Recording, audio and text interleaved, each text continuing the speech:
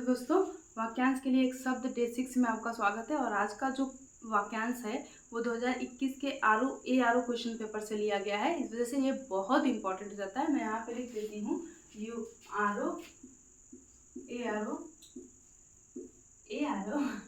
2021।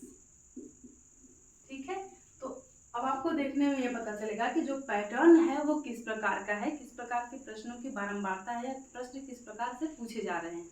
तो पहला वाक्यांश है हमारा, अपनी विवाहिता स्त्री से उत्पन्न पुत्र। यानी जब सामाजिक मान्यता के अनुसार किसी स्त्री और पुरुष की शादी होती है और इस जोड़े के से किसी भी पुत्र का कोई पुत्र पैदा होता है या उत्पन्न होता है, तो ऐसे पुत्र को कहा जाता है औरस।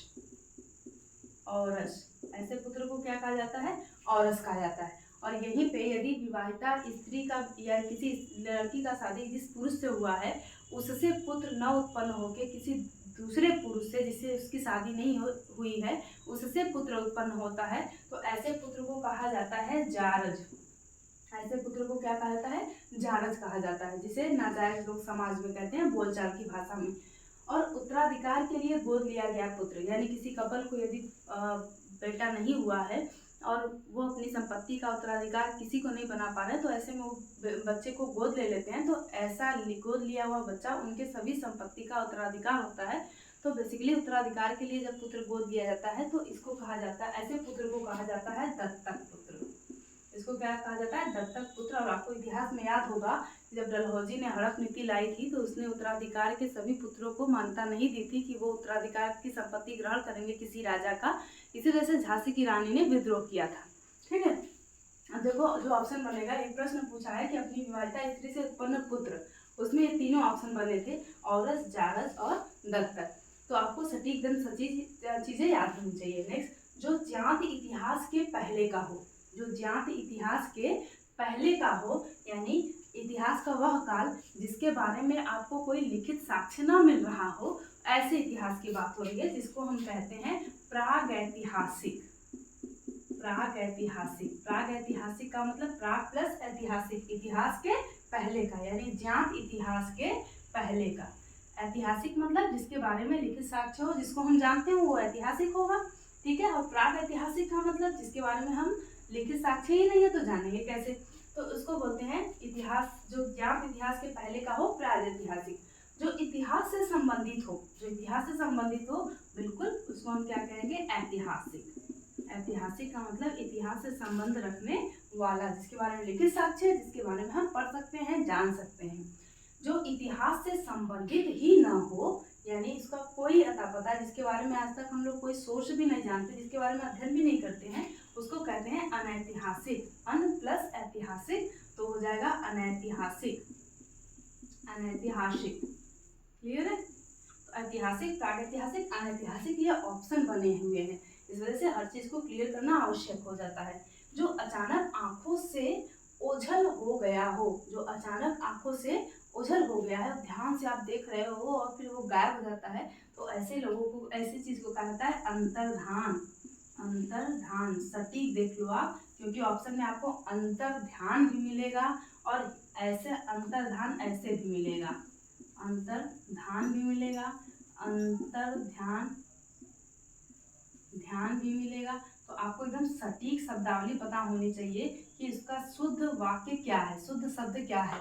अंतर्धान, अंतर प्लस ध्यान, जो आपके ध्यान से बाहर चला गया, अंतर प्लस ध्यान। ठीक है, यह जुटेगा। जो बाएं हाथ से सधा हुआ हो, बहुत इंपॉर्टेंट स्टेटमेंट है ये। जो बाएं हाथ से, जो अपना सारा काम लेफ्ट हैंड से करता है, खाना, खेलना, लिखना, पढ़ना, तो उसको बोलते हैं, जो बाएं हाथ से सधा हुआ हो उसको बोलते हैं सव्यसाची। सव्यसाची, सव्यसाची यानी जो बाएं हाथ से सब कुछ करता हो, सारा काम करता हो।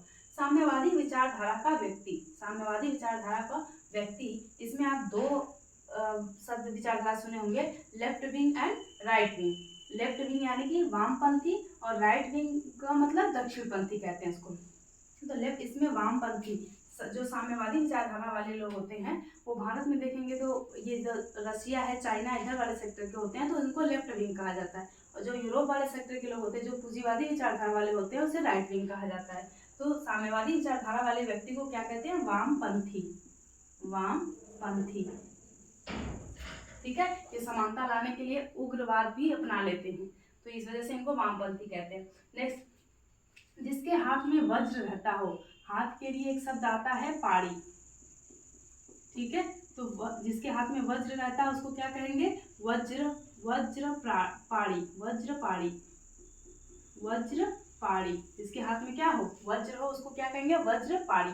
जिसके हाथ में वीणा रहता हो, तो हाथ के लिए क्या, पाड़ी, वीणा के लिए वीणा, तो उसको बोलेंगे वीणा पाड़ी, वीणा पाड़ी। नेक्स्ट, मोक्ष पाने की इच्छा रखने वाला, इच्छा नहीं, इच्छा, मोक्ष पाने की इच्छा रखने वाला, ये बहुत इंपॉर्टेंट है, ठीक है। इसको कहेंगे तितीर्षु, तितीर्षु, तो क्या बोलेंगे, तितीर्षु। बहुत इंपॉर्टेंट शब्दावली है, क्योंकि यह कई बार एग्जाम में पूछा गया है। मोक्ष पाने की इच्छा रखने वाला तितीर्षु, मोक्ष पाने की इच्छा तितीर्षा, ठीक है। तितीर्षा, मोक्ष पाने की इच्छा तितीर्षा, मोक्ष पाने की इच्छा रखने वाला तितीर्षु। सर्दी गर्मी दुख आदि सहन करने की शक्ति, सर्दी गर्मी दुख आदि सहन करने की शक्ति को कहते हैं तितिक्षा, तितिक्षा, तितिक्षा। यहाँ पे देख रहे हो, इसका अंतर है, इस शब्द, इस वर्ड का अंतर है। सर्दी गर्मी यानी कि जो किसी भी परिस्थिति को सहन कर ले, किसी भी परिस्थिति, जो नहीं, किसी भी परिस्थिति को सहन करने की क्षमता क्या कहलाती है, तितिक्षा। और इस किसी भी परिस्थिति को सहन करने की क्षमता जिसके अंदर हो, यानी तितिक्षा जिसके अंदर हो, उसको कहेंगे तितिक्षु, तितिक्षु। तितिक्षा जिसके अंदर हो, यानी सर्दी गर्मी दुख सुख सब कुछ सहन, सुख को तो सहन कर ही लेंगे, दुख करुणा किसी भी प्रकार का आपदा सब कुछ सहन करने की क्षमता जिसके अंदर हो, उसको कहेंगे तितिक्षु। जो मर कर जीने वाला, मर कर जीने वाला, मर जीवा, मर जीवा, मर कर जीने वाला, ठीक है। तो ये सारे जो सब वाक्यांश हैं ये 2021 के प्रश्नावली से लिए गए हैं, इसलिए ये बहुत ज़्यादा इंपॉर्टेंट हो जाते हैं। इसको कई बार आप देख के याद करते रहना, क्योंकि ये मैंने सारे जो ऑप्शन दिए रहते हैं, एक क ख ग घ, उन सब ऑप्शन को भी एक्सप्लेन किया है, तो कहीं से भी प्रश्न बन सकते हैं। Okay, thank you.